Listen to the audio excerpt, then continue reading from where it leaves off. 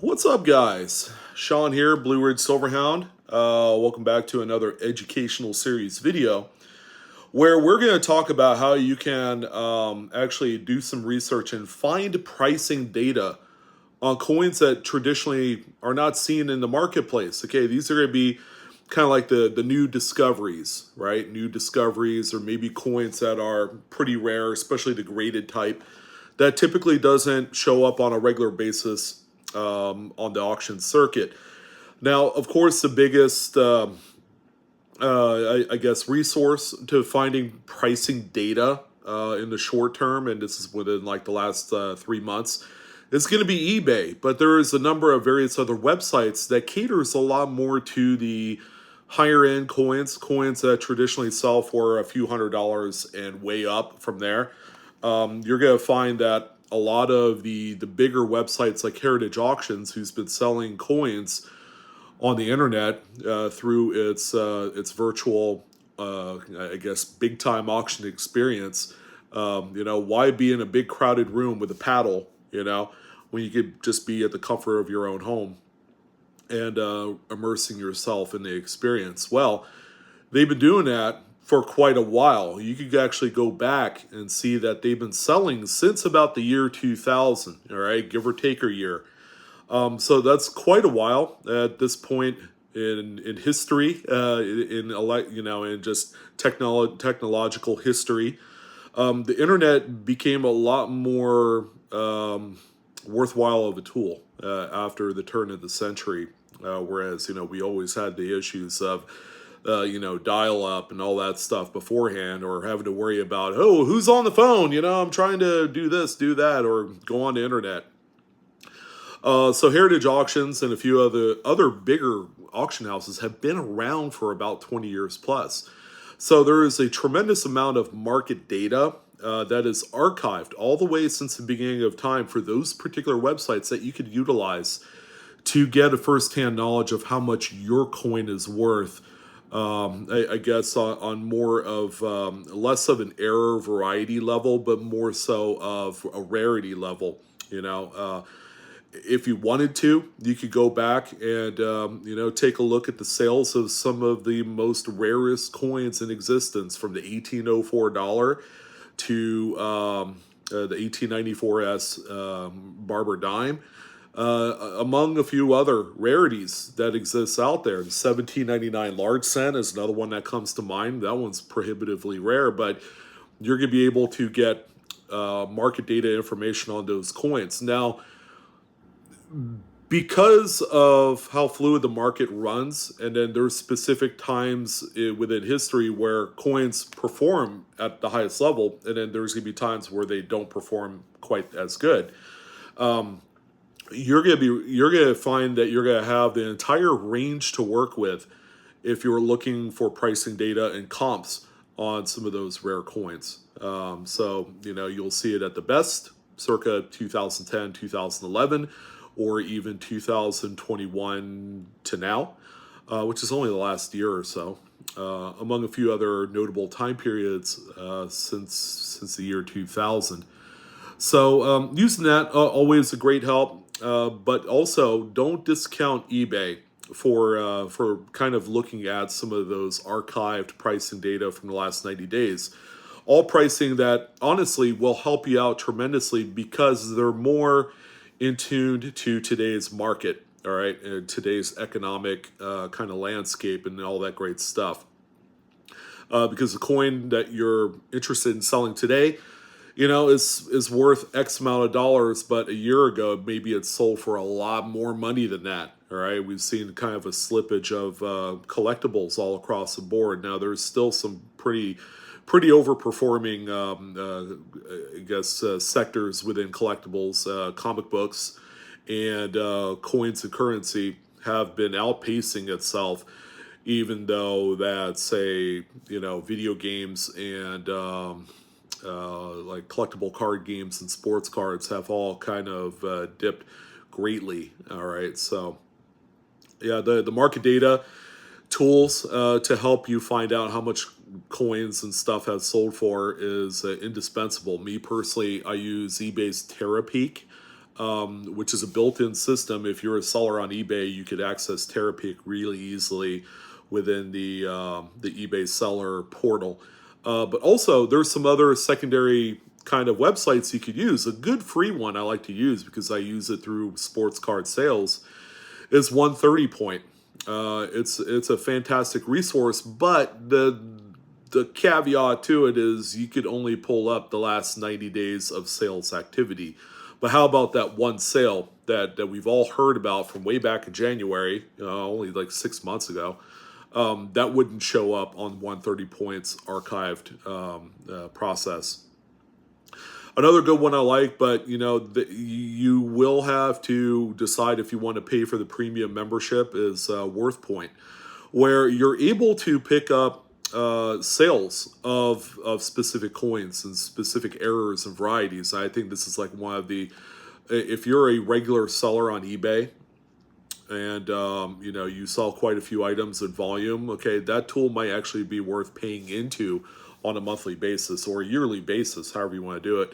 But you can pull up sales data on everything since the beginning of time. It could be 2 years ago, 5, 10, 15 years ago. You can pull all of this market data on coins that you have that have sold through WorthPoint. All right. So it might be worth it, to actually use that.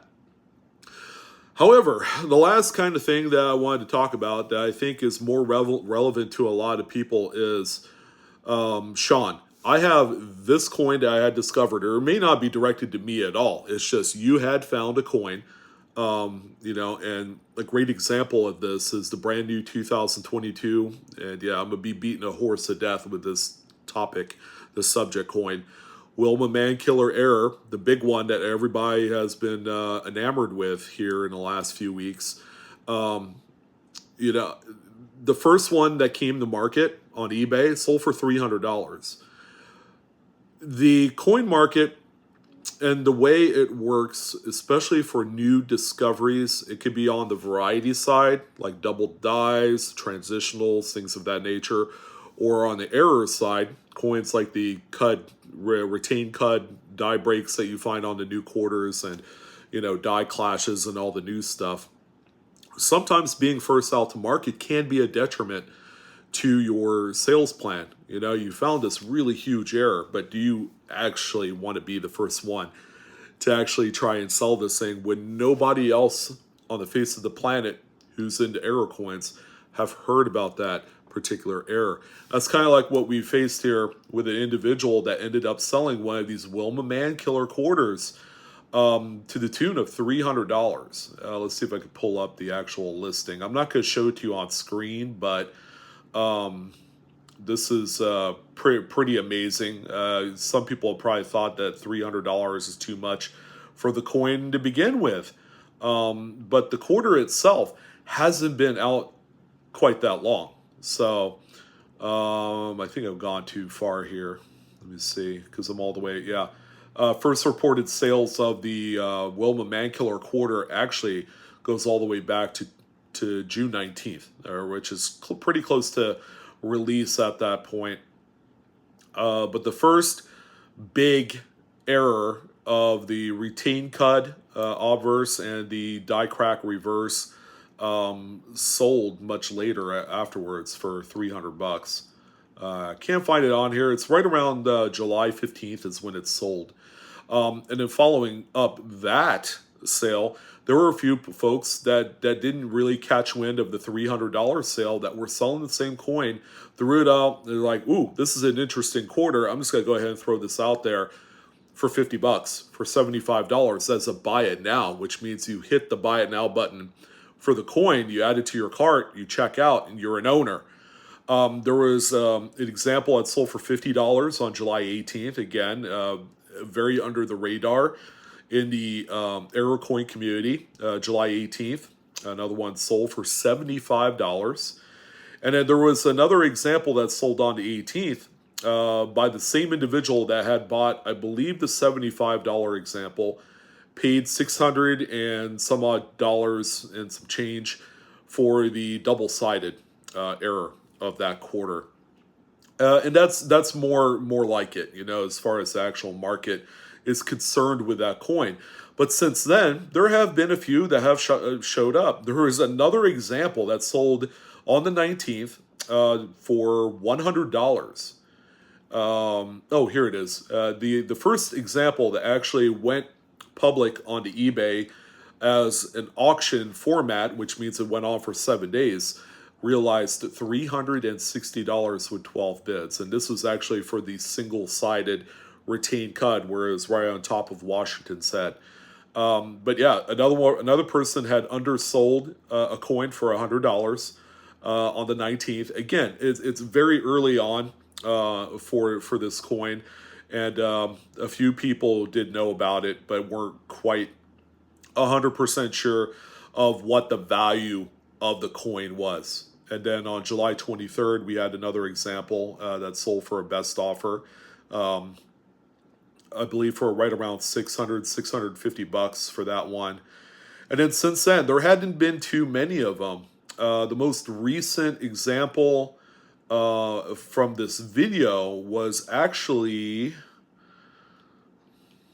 I think, a few days ago. And there's another one that's currently on eBay through regular auction that is bid up over $500. I think it's like $520, and that's for the obverse retained cud reverse crack. So you could see just in a matter of 14 days how the pricing data kind of moves the coin based off of general interest. And this is something that you're going to have to keep in mind when you're going out there, you're trying to price your coins, especially new discoveries.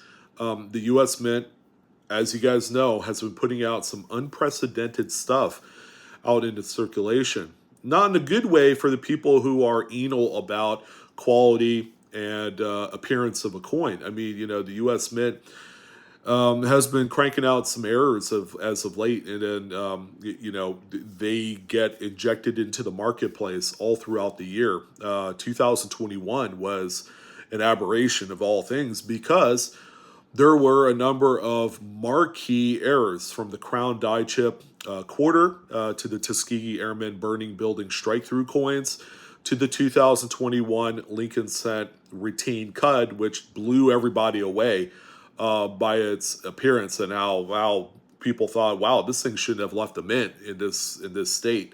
But we all come across these coins, and with each and every single one of the coins I had described to you just a moment ago, they all hit the marketplace when people really didn't know too much about them. Again, this is kind of like the detrimental part about being the first to discover a coin and then subsequently trying to market it and sell it right away, thinking that you're doing God's work at this point, and you're like, man, I just want to get this out there for someone else, and I firmly believe that I'm going to realize the max amount of money for it at the time because it's the first one out there, and it's unique, and it's rare.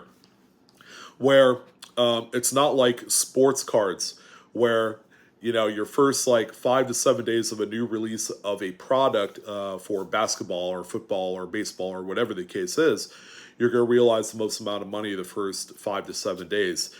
It's not like that in the coin and currency world, especially with varieties and errors.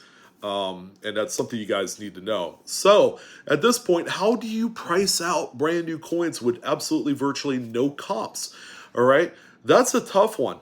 And that's something that maybe the power play is you don't do anything with the coins as they are being released at that point, right? And this is more something that's identified through newer circulating releases, right? This is not a principle that affects, say, an unknown error that we've seen on 1984 Jefferson nickels. Okay, because as long as an error is similar to another error of another date of coins surrounding it, you could find relatively accurate pricing data off of a similar coin from a different date.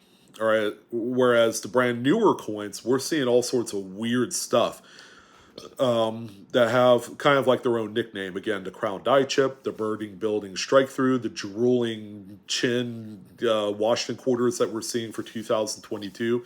These are all brand new.